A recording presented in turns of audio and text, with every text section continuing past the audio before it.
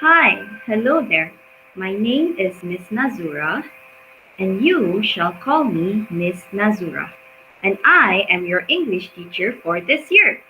Also, I'll be teaching class 1 Negarawan. Alright, so for today's lesson, I'll be narrating you a story entitled The Ant and the Dove. So, shall we start? One hot day during summer, an ant was searching for water at a nearby river. Okay, so pada suatu hari pada bulan panas, seekor semut sedang mencari air di sungai yang berdekatan.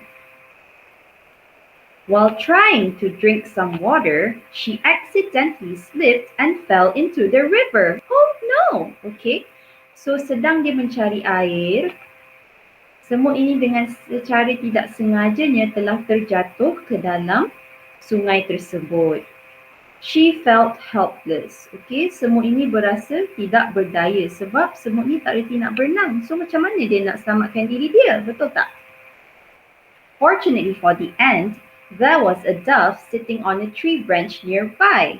Okay, beruntungnya nasib semut ini terdapat seekor burung merpati yang sedang duduk di atas dahan berdekatan. Okay, a dove. Okay, what is a dove? Burung merpati.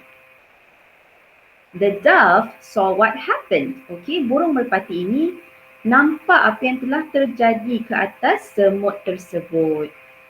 The kind dove then quickly plucked a leaf and dropped it into the river next to the struggling ant.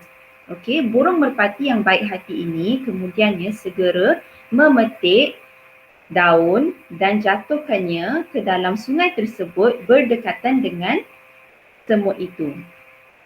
The ant managed to climb onto the leaf. Okay, Alhamdulillah semut tersebut berjaya memanjat ke atas daun tersebut.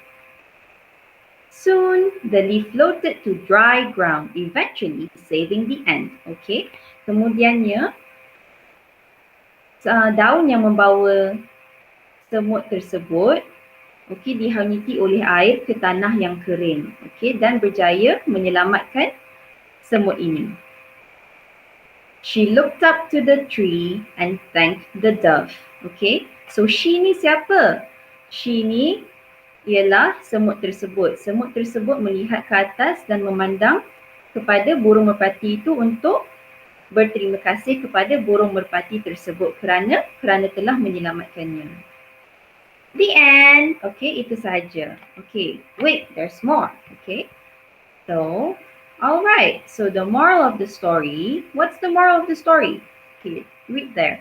Always be careful of your surroundings, okay?